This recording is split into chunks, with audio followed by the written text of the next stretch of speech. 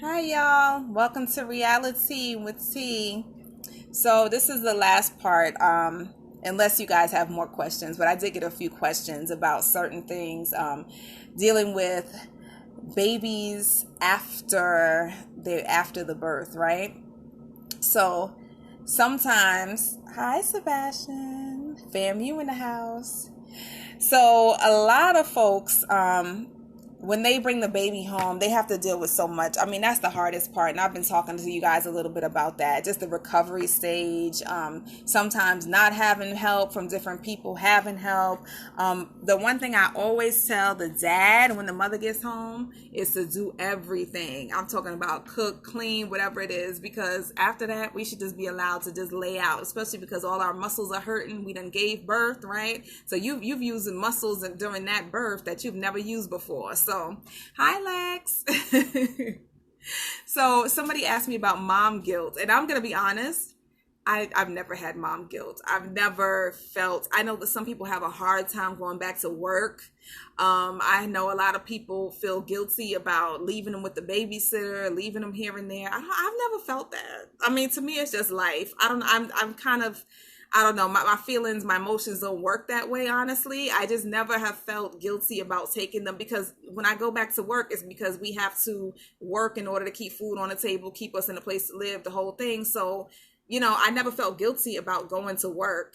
And because, Lex, you have to cook and clean, first of all, because you can cook. So in my house, and I'm going to go back down to gender roles. In my house, I don't like to cook. I'm a New Yorker.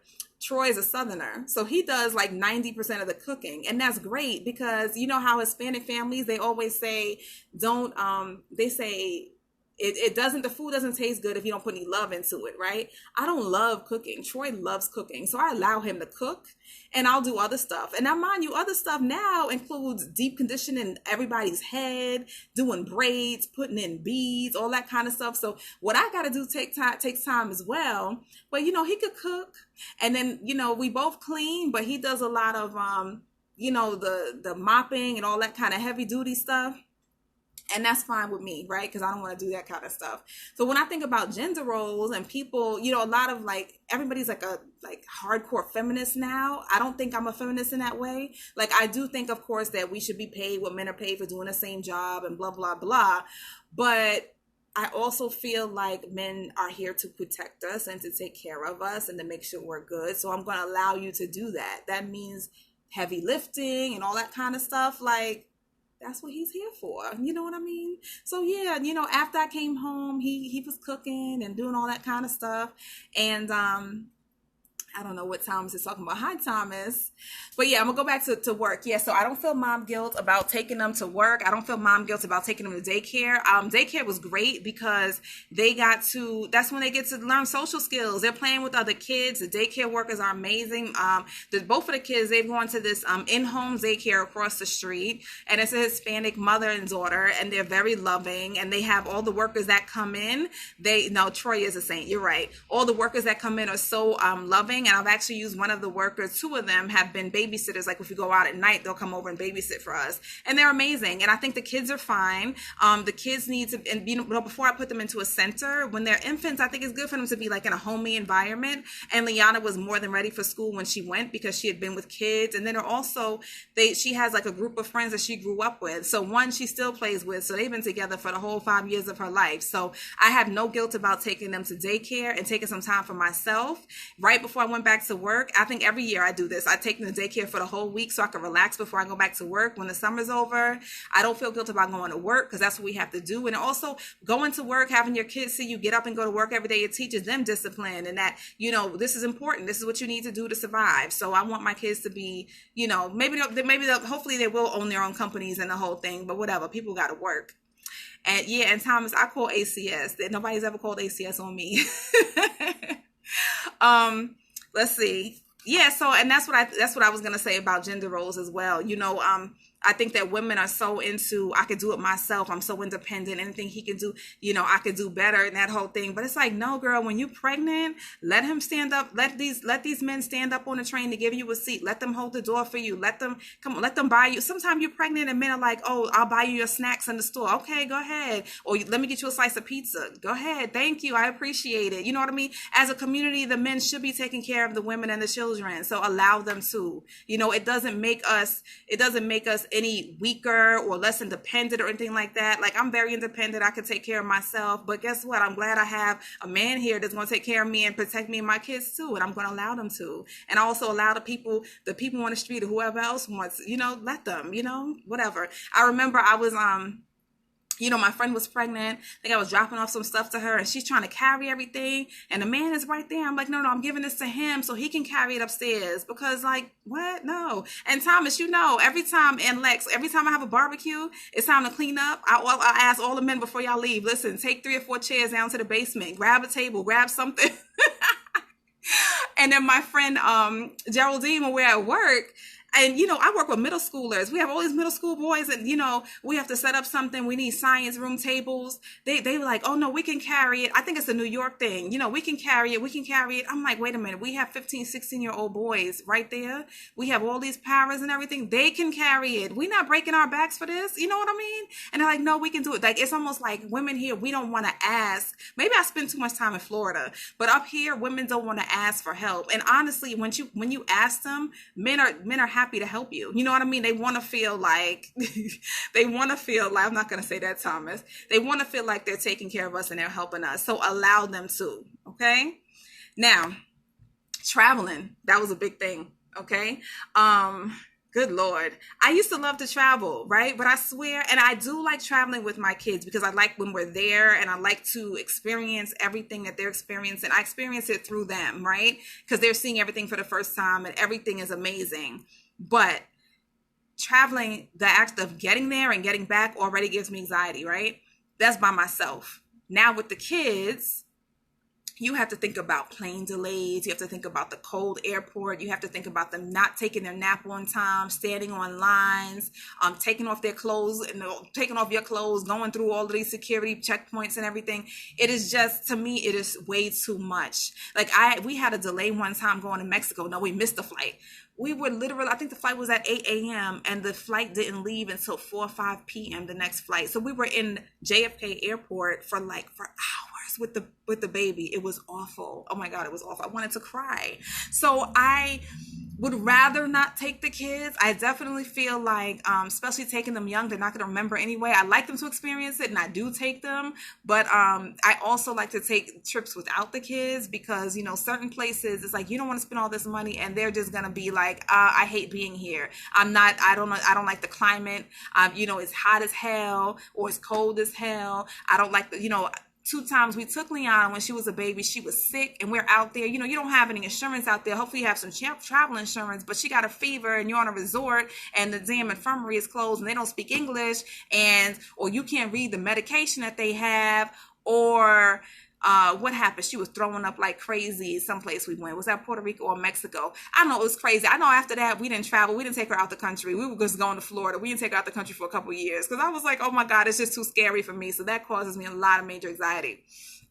So that's how I feel about traveling with the kids. But I mean, do it, whatever. Try it out for yourself. You might have a different experience, but I'm just scared as hell, But when I went to North Carolina in January, the baby was like 4 months, and that was okay. It was like, it's a quick flight. It's less than an hour. It was okay though.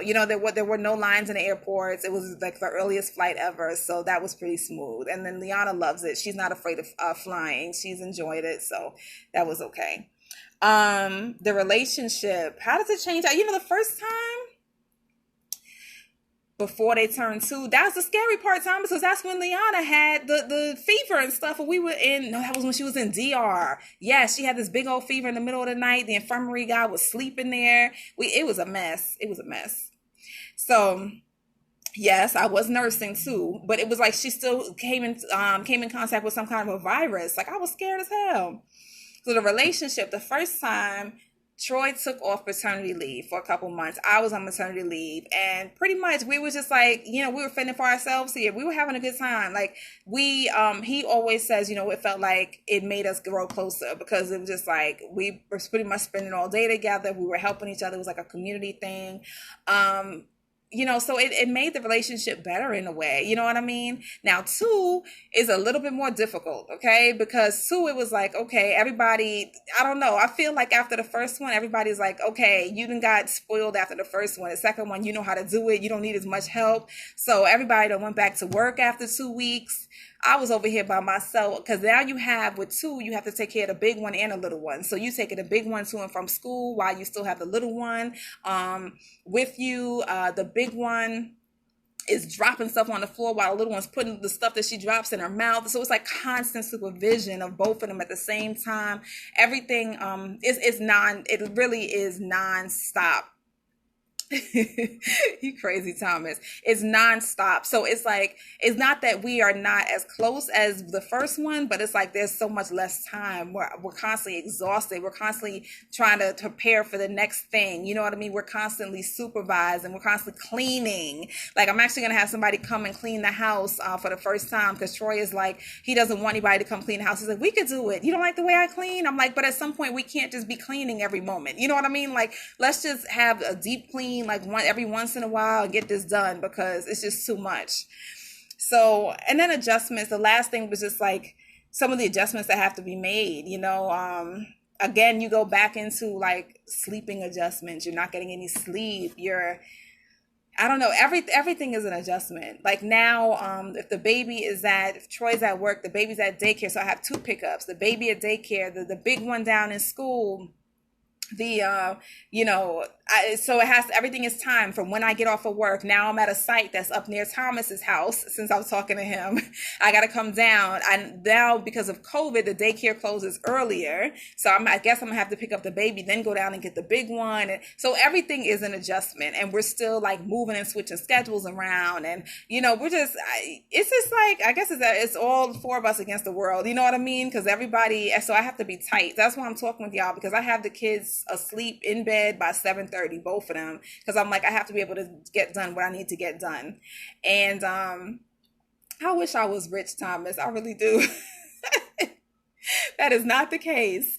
Because then I would have people picking these folks up and dropping them off of me. But yeah, I mean, you make adjustments and then you get used to it. My friends, I have a few friends right now that are going through the whole sleep deprivation thing. Your body makes adjustments and get used to it. Because I'm still not getting the best sleep. The baby still wakes up sometime once a night and she ends up in the bed with us, which is what we said we weren't going to do because we did it with Liana, and we're doing it again so we can get some sleep. Everything is an adjustment, but you just make sure you have your 529 plan started for the kids. You make sure that everything is in place. As far as like your money, your investments, your this and that. So they're backed up. And then all the little stuff as far as, this stuff is temporary. We're going to get through this. This is, very quick. Soon Liana's going to be in kindergarten and off to elementary school. So, all these, when you look at the big picture, these are all little things, but as long as you plan for the big things, it'll all work out. So you can do it. I was just talking to a friend, and yeah, she asked who does the cleaning? And I was like, Troy did all that stuff. In the beginning, he did all that cleaning and cooking and everything. So, but yeah, it'll all work out. And then things get more balanced as the kids get older, and, ain't no investing. Yes, invest, and set up the college plans for the kids, because we don't want our kids to have to go to college and end up with loans and be paying them until they're 40 and 50 years old. So that's a caveat, but that's what you need to do. You do that as well, okay? And no, I don't buy REALITea no type of Jordans. Y'all know that. Y'all know Lily, she be so hard on those sneakers, she can end up with some Skechers. I don't care. We ain't doing no Jordans. That is going to go into the 529 plan, okay?